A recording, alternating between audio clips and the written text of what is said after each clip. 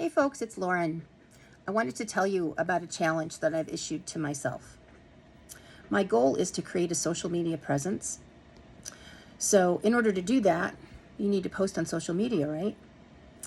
So my challenge to myself is to record and post at least one video a day about my digital journey. So I'm hoping that you will find something in my journey that resonates with you. If you do, I would love to hear from you. Please leave me a comment. So how did I get started? Let's see. I have been working for someone else since I was 9 years old. Yep, 9 years old. I started babysitting. I made 50 cents an hour, and I was pretty proud of myself. Then in high school, I got my first part-time job. I think I made a whopping $1.75 an hour. It was a very small little place, and he wasn't obligated to pay minimum wage, but it was a good experience for me. But I could not wait to get out into the workaday world, get out of school, get a job that really paid me some money. So job after job, slowly building up the salary.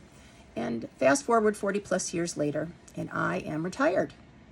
Very pleased to say that, or at least I was. I was pretty diligent at socking money away into my retirement, my 401k. So the portfolio looks pretty good on paper. And I decided to wait to take Social Security until I turned 70, because believe it or not, there is more than a 10% bump between 69 and 70. I swear. Check your Social Security statement. So let's see, I'm waiting to take Social Security, relying on my portfolio, which I'm a little uncomfortable with. So I get a part-time job, 20 hours a week. It's okay. It gives me a little extra spending money. My husband's still working, so it's okay. But I'm getting a little nervous. I'm not making the money I was when I was working at Fortune 500 company in corporate America. So I decided to check into an online business.